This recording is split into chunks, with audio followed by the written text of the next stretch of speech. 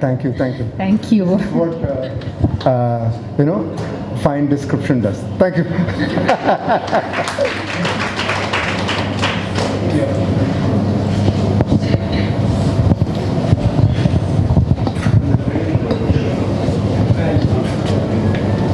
Thank you, Dr. Hemachandran, for that excellent reading. I now request the other contributors to share their perspectives on the book.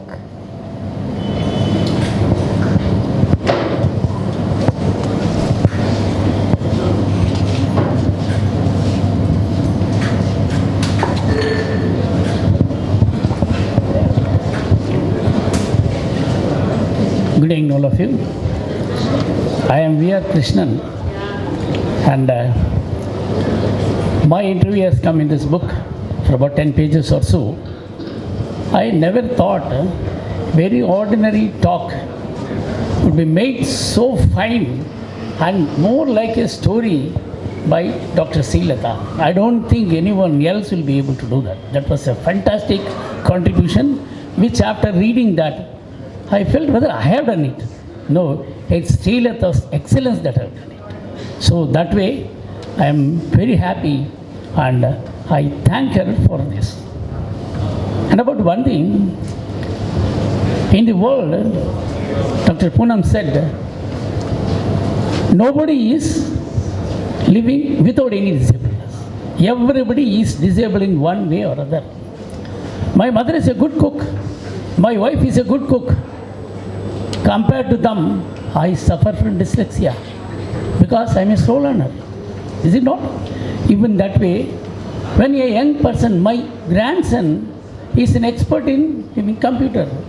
When consider him, his ability, I am a very slow learner. So that way, each and every one has got a disability in his life. That way, if we look at the people whom we say is disabled, but who are differently abled, we will never feel that they are something below them. They are much above us on very things. Regarding all these things, I said, I was associated with Madras Association, that was just about 1 kilometer away during 1974, where these deaf and dumb students were there. And there, I was associated with them for about 3 to 4 years. There we used to tell them, don't think, whenever you talk to a person, tell him that if you had been like him, you will be a competitor to him. That way, I had reduced your number 1% from your competition. That way, I am equal to you. That way, you don't treat me like that. You treat me on the same footing. That way, you used to tell them. That's what I also say. Everyone is one way or disabled, and never think that the other one is disabled. If that comes, everybody will be happy in that world. So coming to my own thing, so many things we talked about. If you read the interview, you will be able to see whatever we have done. That very little bit. But my relatives never give me the full mark. Always they say that out of 100 you will take only 40. I used to ask them, what happened to the balance 60? That goes to your wife sitting there. You are a brother. You have got every duty. What she has done a wonderful thing, and she is with you throughout your life for the past 45 years, taking care of your brother. That way, I am able to say that if your family members are able to be with you, you can do anything with the people who are differently able. That way, so I take this opportunity to thank my wife for being with me for 45 years throughout my life, because not only we, both of us have, I don't say that we sacrifice, we have spent our time for my brother who is disabled. So that way, I am thankful Srilata for that wonderful book. This book should reach everyone. In fact, it should be translated and sent to all the libraries in Tamil so that everybody will know. Because these are all people who are somewhat educated, who are able to find out what can. There are umpteen people living in villages, living in downtrodden people who have got these people like that. They do not know how to treat them. So this way, that is one of the duties of everybody, to tell them that this is a possibility where you can take care of people well and all that. So thank you very much for your patient listening. Thank you so much. Seema, may I invite you? Would you like to say a few words? Anybody else? And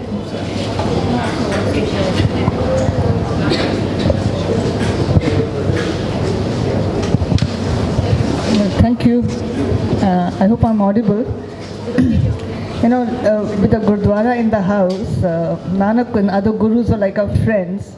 And I remember, besides the title of this essay that I contributed, another thing that was often repeated in my Nani's house was Nanak saying, "Jo upje so bin se, paro aaj yankal." Like whatever is born, whether a plant or a human being, will eventually go today or tomorrow. And for my uncle Baba, that tomorrow never came. And he lived like this for almost 60 years. And I'm so happy that he's not forgotten. And in this book, he will live forever, as will my uncle who took care of him. So I'm so thankful to you, Srilata, for this opportunity. Thank you. thank you, Seema. Car ending 2901, sorry to keep doing this, but security is a loss. 2901. Somebody has to move your car. We'll wrap up in a couple of minutes. May I request you all to settle down if you don't mind? We'll just have one or two contributors come up. I think Chetna would like to say a few words, and we will very soon close. Good evening, everybody. It's very nice to see so many people turn up here. It brings me immense joy. The main reason I'm saying is because it could be from a very selfish point of view, but I'm really grateful to Srilata ma'am for bringing the siblings aspect of all of this huge thing in a book, because technically, I'm not disregarding any disability, because, okay, I'm sorry, I forgot to introduce myself. I'm Chetna and I'm a speech therapist by profession, and I have a brother who is differently abled. He studied in Vidyasagar earlier and now at a different special school called the Lotus Foundation. So the main reason for me, I never planned of coming and talking, but after seeing so many people, I was really glad because, again, not disregarding any disability, because I know how different life it is to have any sort of disability. But when it is a hidden disability, in terms of, any developmental disorders like autism, ADHD, dyslexia for that matter, it really becomes difficult in the society till date, because we all say, we're all adapting, we're all becoming aware. But at the grassroots level, I think it's really difficult when a family takes a child or a person or an adult who has some kind of neurological issues, autism, because all of that is hidden. So easily people actually literally will tag your own family member in front of you in whatever way they can. I'm not blaming any, public people, because they're not aware. That's the, starting point. But they will tag the person, say, I'm a loose, anything. Only because they're not in a wheelchair. Again, I'm not disregarding, but the main point I would like to insist is when there is a hidden disability, people as general, we don't tend to take a step or an effort to try and understand that maybe there is something that I am not aware of, but it exists. So I think this book and things like this give all of us a hope, the family a hope, to try and take out this person who is not having any physical disability, but still is on the spectrum, outside to a temple or in a bus. So little things, but it goes a long way. So that was one point. Another point was I heard sir ask how much of an effort there is from extended family. That's again a huge question, because again the main route for that is the awareness. So that is one aspect I wanted to talk, both as a sister and as a professional. So I think this book reaches many people, and also the aspect of siblings.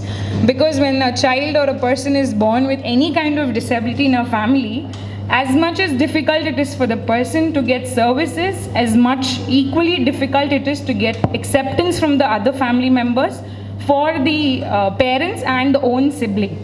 So I think these two concerns were what got me really motivated to even share my own story. Because I have always been questioned by my friends, by my cousins, aren't you ashamed of sharing your story so loud? I said no, because somewhere someone would actually, be more happy that somebody is doing that. So it takes a lot for somebody to come and talk, and I'm glad that this book has so many such people who have shared their stories. So I'm very grateful. Thank you for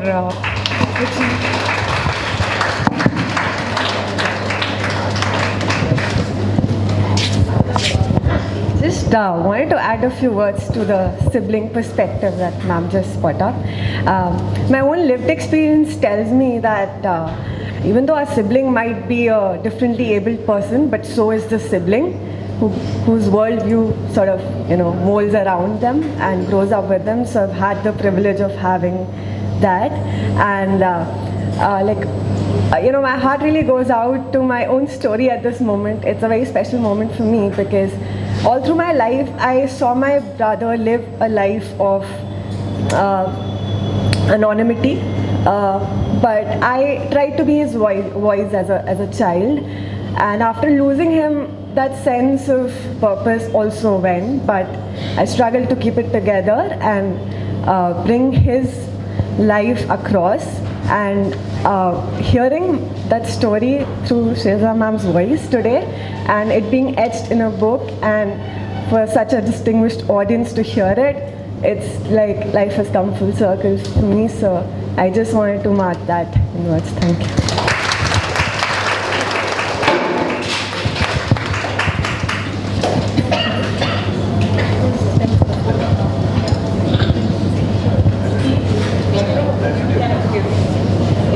Can I